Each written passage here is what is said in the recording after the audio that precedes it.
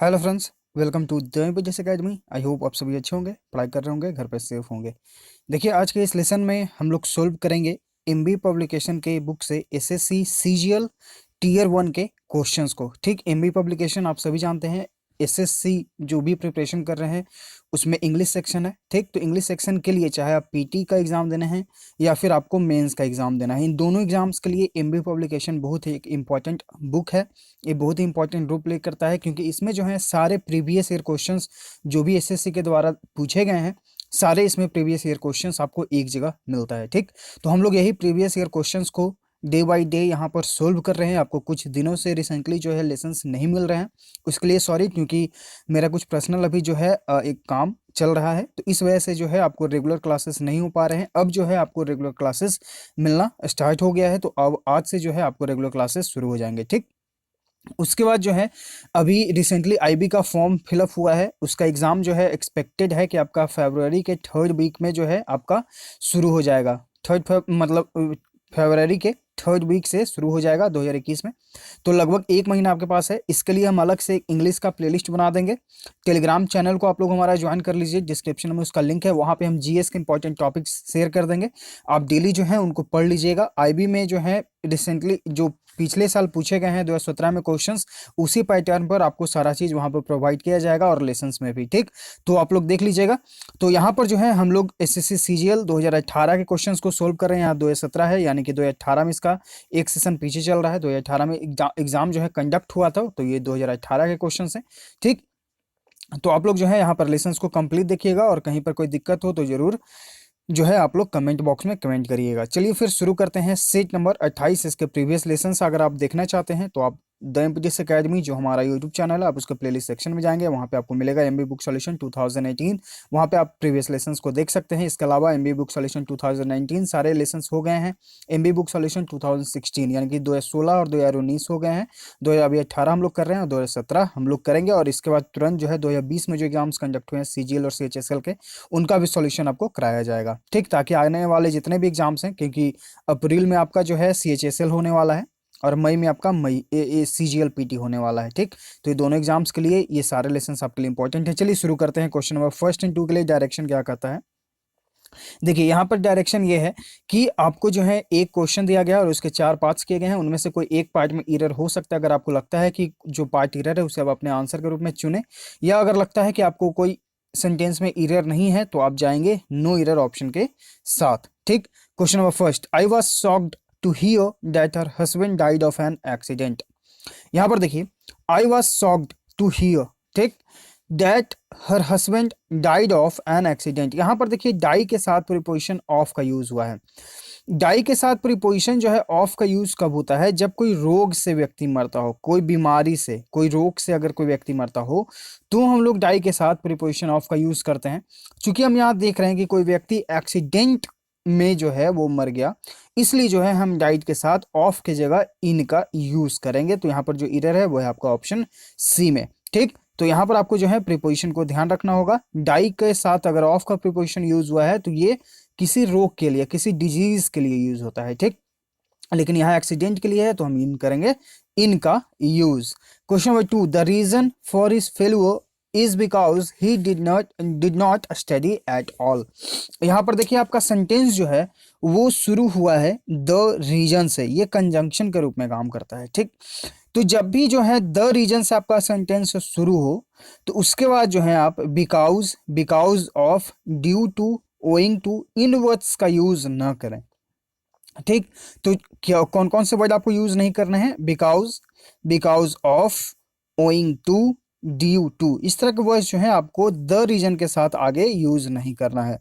क्योंकि हम देख रहे हैं कि the reason for his failure is because, यहाँ देखिए बिकॉज का यूज हो गया, तो एरर जो है आपका यहाँ पर ऑप्शन बी में हो जाएगा। और बिकॉज के जगह जो है आप डैट का यूज कर सकते हैं। तो यहाँ पर जो एरर है वो है बी में, बिकॉज के जगह आप रिप्लेस करिए डैट से। ठीक, आते हैं क्वेश्चन नंबर थर्ड पे। Question number third and fourth के लिए यहाँ पर देखिए डायरेक्शन दिया गया है कि फिल करना है एक सेंटेंस को गिवन ऑप्शन से। Virat Kohli added another feather fill in the blank his cap by his wonderful performance in the one day match. अगर आपको याद हो आइटम्स जो हम लोग प्रीवियस लेसन्स किए हैं तो वहां पे हम लोग पढ़े थे add another feather to cap, add another feather to one's cap. इसका मतलब क्या होता है, कोई एक उपलब्धि हासिल करना। यानी कि मान लीजिए कि विराट कोहली जो हैं हमारे भारतीय कप्तान, उन्होंने अभी 100 स्कोर कर लिया, ठीक, ये उनके लिए एक अचीवमेंट है। अगले दिन उन्होंने जो है 200 स्कोर कर लिया, तो ये उनके लिए एक अलग अचीवमेंट हो गया, यानी कि दूसरा अचीवमेंट ये उनका हो गया। तो यहाँ पर यही बात हो रहा है कि Virat Kohli added another feather. अब यहाँ पर देखिए ये आपका आइटम जो है, इसके साथ क्या होता है, जो कंप्लीट आइटम होता है वो होता है add another feather to one's cap. तो यहाँ पर जो फिल करना है आपको, वो यूज करना है फिल का, सॉरी ऑप्शन बी यानी कि टू का, ठीक। तो यहाँ पर आप आइटम जब भी याद करें तो इस तरह से जो है अच्छे से याद करें, ये नहीं कि बस जल्दी जल्दी में उसका अर्थ याद कर लेना, एकदम अच्छे से याद करिएगा। तो आप यहाँ पर तुरंत अपने ऑप्शन को यहाँ पर चूज कर सकते हैं। ऑप्शन बी यहाँ पे आपका राइट आंसर है। Question number 4, only when fill in the blank failed the army resorted to force. यहाँ पर पहले हम ऑप्शंस देखते हैं। एफर्ट्स यानी कि प्रयास, अरेस्ट यानी कि गिरफ्तारी, परसुएशंस यानी कि शंका की प्रवृत्ति, यानी कि जहां पर शंका होता है, जहां पर ज्यादा प्रॉब्लम्स होते हैं, ठीक। मैनिपुलेशंस यानी कि हेर फेर करना, यानी कि आप जो है किसी गलत चीज से, गलत तरीके से काम करते हैं। तो यहाँ पर देखिए हम जाएंगे ऑप्शन सी के साथ, यानी कि जहां पर जो है शंका की भावना उत्पन्न होती है, ठीक, वहां पर जो है आर्मी को जो है डिप्लॉय किया जाता है काम करने के लिए। यानी कि जहां पर आप देखते हैं कि जहां पर ज्यादा प्रॉब्लम्स क्रिएट हो जाता है, वहां पर हमारे जो आर्मी है, भारतीय सेना जो है वो जाते हैं। तो यहाँ पर जो है परसुएशन आपका राइट आंसर हो जाएगा। Question number 6, question number 5 to 6 यहाँ पे आपको जो है सिमिलर बताना है, यानी कि सिनोनिम। सिमिलर यानी कि सिनोनिम यानी कि पर्यायवाची शब्द। जो आपका क्वेश्चन नंबर 5 है वो है परनीसियस, इसका मतलब होता है हानिकारक। अब इसका सिनोनिम बताना यानी कि समानार्थी, यानी कि उससे मिलता जुलता शब्द। ऑप्शन देखते हैं। बेनिफिशियल यानी कि फायदेमंद, डेंजरस यानी कि खतरनाक, तो राइट आंसर आपका ऑप्शन बी है। परनीसियस मतलब ही हानिकारक, खतरनाक, डेंजरस मतलब ही हानिकारक, ठीक। क्वेश्चन नंबर सी है एनेकस, इसका मतलब होता है अहानिकारक। तो देखिए ये इसका एंटोनिम हो गया, तो ये आप लोग याद रखिएगा। परनीसियस यानी कि हानिकारक, एनेकेस यानी कि अहानिकारक, तो ये दोनों एक दूसरे के विपरीत हैं। तो क्वेश्चन में आपके सामने एग्जाम में आपके सामने जो है ये क्वेश्चन बनकर आ सकता है, ध्यान रखिएगा। एडवांटेजेस मतलब होता है लाभदायक, तो ये सारे वर्ड्स आपके लिए इंपॉर्टेंट है, याद कर लीजिएगा। क्वेश्चन नंबर 6, अस्ट्रिंजेंट, इसका मतलब क्या होता है, इसका मतलब होता है कठोर, सख्त। ऑप्शंस देखते हैं। नोइंग यानी कि कष्टप्रद, यानी कि जो आपको तंग करता है, कष्ट देता है। रिवेंजफुल यानी कि बदला लेना। इंसिडेंटल यानी कि आकस्मिक। रिगोरस यानी कि कठोर, सख्त। तो राइट आंसर आपका यहाँ पे ऑप्शन डी है, ठीक। आते हैं क्वेश्चन नंबर 7 to 8 पे। यहाँ पे आपको अपोजिट यानी कि एंटोनिम यानी कि विपरीत शब्द आपको बताना है। वेक्सेशियस, इसका मतलब क्या होता है, अफसोसजनक, यानी कि जहां पे आप अफसोस करते हैं, दुख प्रकट करते हैं, ठीक। ऑप्शंस देखते हैं। कैलामिटियस, इसका मतलब होता है नुकसानदेह। ट्रिचरी यानी कि विश्वासघात। सूथिंग यानी कि जो आपको सुख देता हो, तो यहाँ पर आपका राइट आंसर आपका ऑप्शन सी हो जाएगा। एक आपको दुख दे रहा हो और एक आपको सुख दे रहा हो, ऑप्शन सी यहाँ पे आपका राइट आंसर है। प्लाइएबल यानी कि लचीला। क्वेश्चन नंबर 8, बर्गियन, इसका मतलब क्या होता है। बर्जियन मतलब होता है कि आकार में बढ़ना, क्या होता है, बढ़ना, किसी आकार में जो है वृद्धि होती है। ऑप्शंस देखते हैं। बोल्स्टर यानी कि सिलेंडर, गद्दी जिसे बोलते हैं। सिर्वल यानी कि सूखना, सिकुड़ जाना, तो राइट आंसर यहाँ पे आपका ऑप्शन बी है। एक तरफ बढ़ रहा है और एक तरफ सिकुड़ रहा है। ऑप्शन सी आपका है माउंट यानी कि पर्वत या फिर चढ़ना भी होता है। एम्पलीफाई यानी कि बढ़ाना, राइट आंसर आपका ऑप्शन सी। यहाँ पे देखिए एम्पलीफाई आप सिनोनिम के रूप में यूज कर सकते हैं, क्योंकि इसका मतलब भी होता है वृद्धि होना, और एम्पलीफाई मतलब भी होता है बढ़ना, ठीक। आते हैं क्वेश्चन नंबर 9 to 10 पे। यहाँ पे आपको देखिए आइटम का अर्थ बताना है। क्वेश्चन नंबर 9 to 10 में, live from hand to mouth, इसका मतलब क्या होता है। इसका मतलब होता है कि इतना पैसा होना कि सरवाइव हो सके, मतलब कि आपके पास ज्यादा पैसा नहीं है, सिर्फ मान लीजिए कि आपके खर्च हैं 9 रुपए और आप कमा रहे हैं 9.5 रुपए, मतलब कि बस इतना ही आप कमा पा रहे हैं जिससे कि आपका जीवन यापन हो सके, आप ज्यादा सेविंग नहीं कर पाते हैं, उसे बोला जाता है live from hand to mouth. तो ऑप्शंस यहाँ पर जो हमारा राइट आंसर हो जाएगा वो हो जाएगा आपका option C, to have enough money to live on and nothing extra, यानी कि आप जितना है आप उतने में जी रहे हैं, उससे ज्यादा आपके पास नहीं बचता है, ठीक। Question number 10, to face the music, इसका मतलब क्या होता है, परिस्थितियों से जूझना, मतलब कि जो आपका परेशानी है उससे आप जूझते हैं, आप परिणाम भुगतते हैं। तो यहाँ पर जो आपका राइट आंसर हो जाएगा वो हो जाएगा आपका option A, to bear the consequences, यानी कि जो भी स्थितियां हैं आप उसका सामना किए, उसको जो है उस उन परिस्थितियों से आप जूझें, ठीक। यहाँ पर डिस्पैरेज संबंध होता है किसी का अपमान करना, तो ये आपका इंपॉर्टेंट वर्ड है, एसएससी में पूछा भी गया है, इसका याद कर लीजिएगा अर्थ। इसका मतलब होता है अपमान करना। क्वेश्चन नंबर 11 to 12, यहाँ पे आपको जो है ब्रैकेट वाले पार्ट को इंप्रूव करने की जरूरत है। अगर आपको लगता है गिवन ऑप्शंस में से तो आप करें, नहीं तो फिर नो इंप्रूवमेंट ऑप्शन के साथ जाएं। Question number 11, he thanked me for what I have done for his wife. यहाँ पर देखिए ही थैंक्ड है, यानी कि सब्जेक्ट प्लस वर्ब का सेकंड फॉर्म। ये कब स्ट्रक्चर बनता है, जब आपका सेंटेंस पास्ट इंडेफिनिट में हो। तो आगे वाला पार्ट भी हम पास्ट में ही करेंगे, चूंकि यहाँ पर हैव है तो ये प्रेजेंट में यूज होता है, तो ये तो गलत ही है, यानी कि नो इंप्रूवमेंट वाला ऑप्शन तो आप एलिमिनेट कर सकते हैं। ठीक, अब यहाँ पर देखिए कि कौन सा जो है वो आपका पास्ट वाले फॉर्म में है। तो यहाँ पर देखिए हैव बीन डन, ये भी एलिमिनेट हो जाएगा क्योंकि हैव प्रेजेंट में यूज होता है, चूंकि हम देख रहे हैं पास्ट में है। तो ऑप्शन डी और ऑप्शन सी आप एलिमिनेट कर दीजिए। उसके बाद है कि he thanked me for what आई।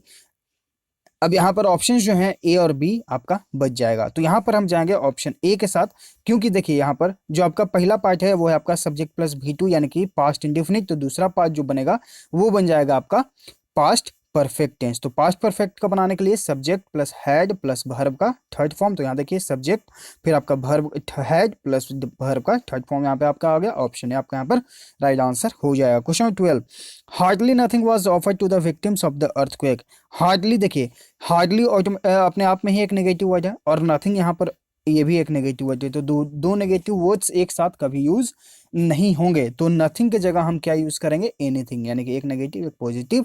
तो यहाँ पर जो आपका राइट आंसर हो जाएगा वो हो जाएगा आपका ऑप्शन बी। ठीक है, hardly anything was offered to the victims of the earthquake। इसका मतलब क्या हो गया कि जो earthquakes के जो विक्टिम्स थे, ठीक है, जो जो इस earthquake से जो गुजरे थे, उन्हें जो है कुछ भी ऑफर नहीं दिया गया था, यानी कि न के बराबर उन्हें कुछ दिया गया था। ठीक, तो यहाँ पर जो है हार्डली एक नेगेटिव वर्ड, यानी कि न के बराबर, और एनीथिंग कुछ, यानी कि न के बराबर ही कुछ उन्हें दिया गया। ठीक, क्वेश्चन नंबर 13 to 14, यहाँ पे आपको जो है OWS का अर्थ बताना है, यानी कि one word substitution. Killing of one's own child, यानी कि अपने ही बच्चे की हत्या करना, उसे क्या कहा जाता है।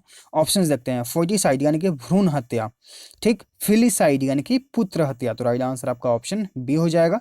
इनफेंटिसाइड यानी कि भ्रूण हत्या, और ल्यूपिसाइड है, इसका मतलब क्या होता है, इसका मतलब होता है कि किलिंग ऑफ अ वुल्फ, यानी कि एक भेड़िया का जो है हत्या करना, उसे बोला जाता है ल्यूपिसाइड। ठीक, ऑप्शन जो है आपका बी यहाँ पे राइट आंसर है। Question 14, a lover of work, यानी कि एक ऐसा व्यक्ति जिसे काम करने में बहुत ही प्यार आता हो, अपने काम से बहुत ही प्यार करता हो, उसे क्या कहा जाता है। ऑप्शन देखते हैं। ओनियोफाइल यानी कि वाइन प्रेमी, यानी कि जो शराब का प्रेमी हो।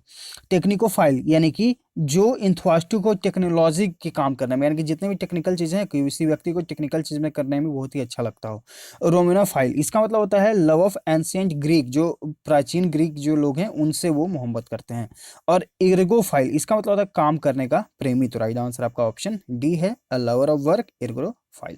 क्वेश्चन नंबर 15 to 16, यहाँ पे आपको जो है चूज करना है इनकरेक्ट स्पेल्ड वर्ड को अपने आंसर के रूप में। और देखते हैं क्वेश्चन 15 क्या है। इंप्रेशन, इंप्रेशन मतलब क्या होता है, प्रभाव, ये आपका करेक्ट स्पेल है। पर्सनल, सॉरी यहाँ पे पर्सनल नहीं पर्सोनल का यूज हुआ है, तो यहाँ पर जो है PERSONNALEL हो जाएगा। PERSONNEL, यानी कि ए की जगह जो है ई का यूज करेंगे। पर्सोनल मतलब क्या होता है, कर्मचारी वर्ग, जितने भी, जैसे मान लीजिए रेलवे में जो स्टाफ्स हैं वो हो गए आपके पर्सोनल, ठीक है, या फिर एसएससी के हर अलग अलग मिनिस्ट्री में जो हैं स्टाफ, वो हो गए पर्सोनल। ठीक, तो यहाँ पर ए की जगह ई का यूज होगा, कर्मचारी वर्ग। फिर क्वेश्चन नंबर सी है, ऑप्शन नंबर सी है टेररिज्म, यानी कि आतंक। और इलिटरेट मतलब होता है जो निरक्षर हैं। ठीक, जिन लोगों ने भी आईबी का फॉर्म फिलअप किया है, जो हमारे साथ जुड़े हुए हैं, वो जरूर कमेंट करिएगा, ताकि हमें पता चले कि कितने लोग जो हैं आईबी का प्रिपरेशन कर रहे हैं। क्वेश्चन नंबर 16, क्योंकि एग्जाम नज़दीक होने वाला है, नज़दीक ही है, आपका फरवरी के थर्ड वीक में है, तो आप जरूर बताइएगा। जो भी लेसन को कंप्लीट देखेंगे, यहाँ तक जो भी, इससे हमें भी पता चलेगा कि आप कितने कितने लोग जो हैं वो कंप्लीट लेसन्स को देखते हैं। क्वेश्चन नंबर 16 जो है, इसमें ऑप्शन ए है आपका अस्टिफिकेशन, इसका मतलब होता है आचरण में होना, सॉरी अचरज में होना, यानी कि अचंभा में होना, ठीक है, कंफ्यूजन में होना। फिर है आपका प्रेफरेंशियल, इसका मतलब होता है तरजीह देना, ठीक, यानी कि आप जो है किसी चीज को तरजीह देते हैं किसी चीज से ऊपर, ये जिसे हम लोग बोलते हैं प्रीफर करते हैं, वही प्रेफरेंशियल है। ठीक, फिर आपका ऑप्शन सी है सर्विलेंस। देखिए यहाँ पे आपका राइट आंसर आपका ऑप्शन सी है। सर्विलेंस का जो करेक्ट स्पेल्ड है वो है SURVEILANCE,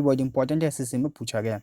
क्वेश्चन नंबर 17 to 18 में आपको सेंटेंस अरेंजमेंट करना है। इसके लिए हम लोगों ने क्या सीखा है, पहले चारों सेंटेंसेस को पढ़ेंगे, उसके बाद जो है देखेंगे कि उसमें से थीम क्या निकलता है। ठीक, थीम निकालना मीन्स कि अपना एक सब्जेक्ट चुनेंगे।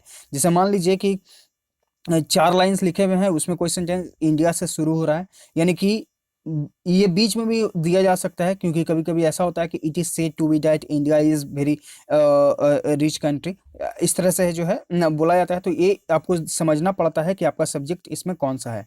तो यहाँ पर अब उसके बाद जो है आपको उसको कनेक्ट करना होता है उससे ही। तो यहाँ पर आप पढ़ेंगे तो आप देखेंगे कि इसमें जो जितना भी बात हो रहा है कि नॉलेज के बारे में बात होगा। ठीक, देखिए it is an old saying, यानी कि एक पुरानी कहावत है कि नॉलेज इज पावर, जो आपका ज्ञान है वो आपका शक्ति है। तो यहाँ पर जो आपका सेंटेंस शुरू होगा वो होगा आपका ऑप्शन सी। अब यहाँ पर आपको कंफ्यूजन ये भी हो सकता है कि एजुकेशन भी यहाँ पर आपको एक दिख जाएगा। ठीक, तो एजुकेशन कब आएगा, जब आपके पास नॉलेज होगा किसी चीज का, तभी तो आप जो है एजुकेट हो पाइएगा।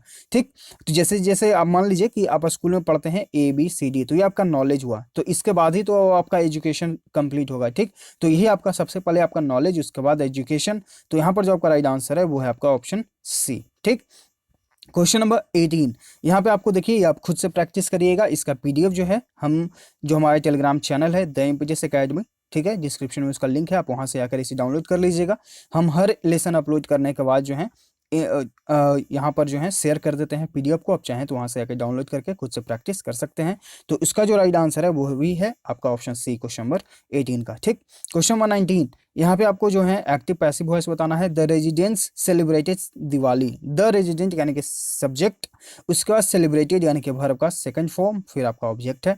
तो ये आपका जो है कौन सा हो गया, पास्ट इंडेफिनिट। तो पास्ट इंडेफिनिट को जब भी हम पैसिव वॉइस में बनाएंगे तो क्या बनेगा, subject plus is sorry was aware, past में है ना, तो वाज अवेयर प्लस वर्ब का थर्ड फॉर्म प्लस आपका बाई प्लस आपका ऑब्जेक्ट। ठीक, तो सब्जेक्ट आपका दिवाली हो जाएगा अब, और दिवाली के साथ आप जो है वर्ब, हेल्पिंग वर्ब जो है वो सिंगुलर फॉर्म में यूज करेंगे क्योंकि सब्जेक्ट सिंगुलर है।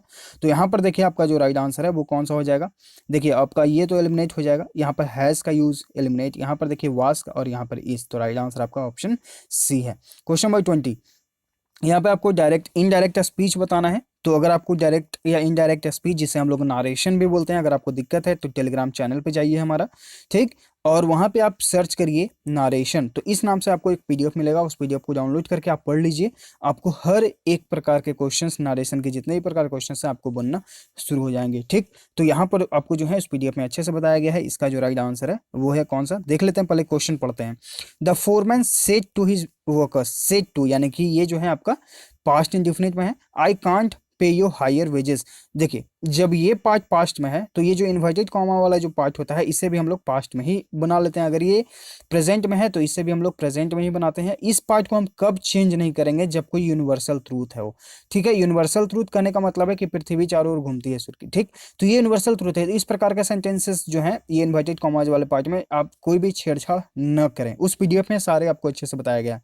लेकिन जब यूनिवर्सल ट्रूथ ना हो, जनरली कोई पार्ट हो, तो आप सबसे पहले इस पार्ट को देखें। अगर ये पास्ट में है तो इस पार्ट को भी आप पास्ट में ही चेंज करें। तो यहाँ पर सेड टू को हम चेंज करेंगे टोल्ड में, ठीक है। और उसके बाद जो है कैन नॉट का क्या हो जाएगा, कुड का हम लोग यूज करेंगे। तो अगर आप यहाँ पर ऑप्शंस को देखें तो आप एलिमिनेट कर सकते हैं। यहाँ पर देखिए कैन का यूज हो गया, एलिमिनेट। यहाँ पर देखिए, यहाँ पर तो ये अलग ही हो गया। तो अब आपके पास ऑप्शन बचेगा ऑप्शन बी और ऑप्शन सी, ठीक। तो यहाँ पर देखिए चूंकि हम देख रहे हैं कि क्वेश्चन नंबर सी में, ऑप्शन नंबर सी में यहाँ पर बी का यूज हो गया, जबकि ऐसा रूल नहीं है। हम जाएंगे ऑप्शन नंबर बी के साथ। तो देखिए यहाँ पर आप अपने ऑप्शंस को भी एलिमिनेट करके राइट आंसर आप अपना चूज कर सकते हैं। अब आते हैं हम लोग क्वेश्चन नंबर 21 to 25 पे। इसके लिए हम लोग क्या करना है कि एक पैसेज पढ़ना है और उसके बाद जो है इसे कंप्लीट करना है। तो चलिए पढ़ते हैं और उसके बाद जो है इसे समझेंगे।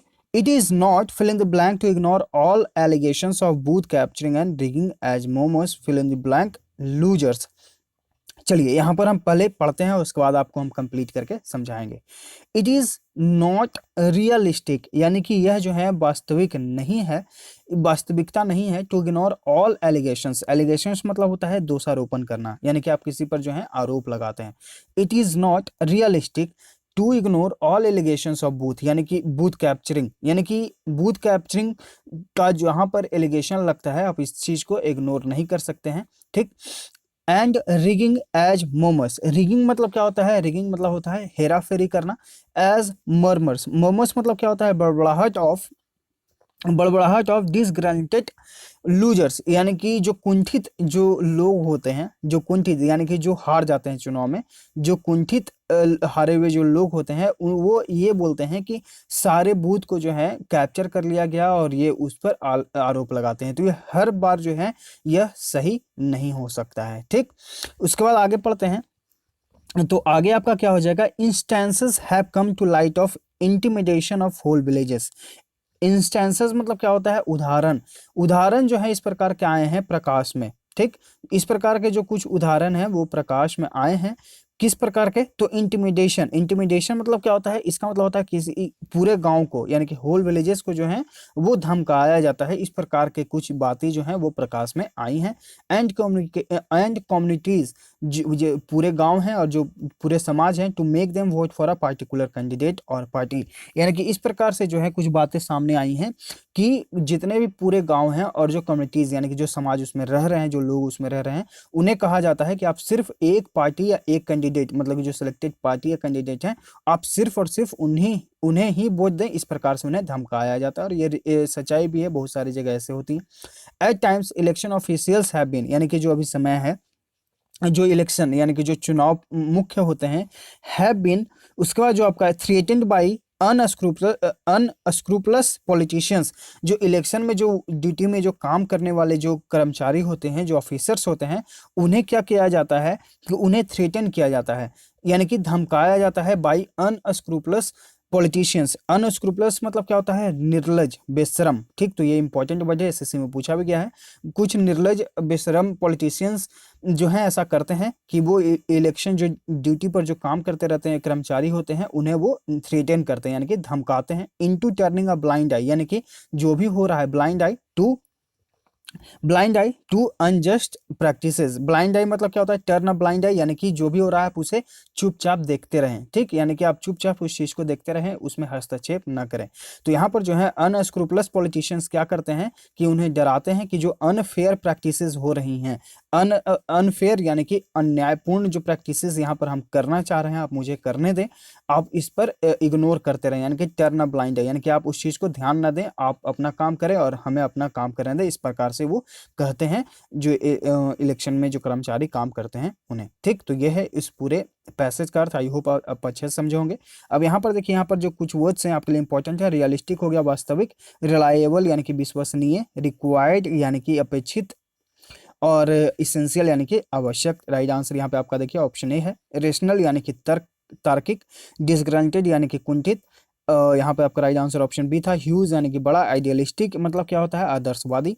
इंस्टांसेस यानी कि उदाहरण, सोर्स यानी कि स्रोत, रीजन कारण, आइडियाज यानी कि उपाय। फिर यहाँ पे आपका जो है थ्रेटन हो गया था जहाँ पे वो डराते हैं, और यहाँ पर अनजस्ट हो गया था यानी कि अन्यायपूर्ण, यानी कि जो अच्छा ना हो, ठीक। तो ये है सेट नंबर 28 का डिटेल में सॉल्यूशन। आई होप आपको हर एक क्वेश्चन अच्छे से समझ में आ गया होगा। तो समझाने का तरीका अच्छा लगा तो प्लीज़ लाइक करिए, लेसन्स को ज़्यादा से ज़्यादा शेयर करिए अपने स्टडी ग्रुप्स में, ताकि और लोग जो हैं इसे देखें, समझे, सीखें और हमारे साथ जुड़ें। अगर आप नए हैं तो चैनल को जरूर सब्सक्राइब कर लीजिएगा, ताकि आपके पास नोटिफिकेशन जाता रहे, आप अपडेट होते रहें। मिलते हैं हम लोग आगे के लेसन्स में। Thank you.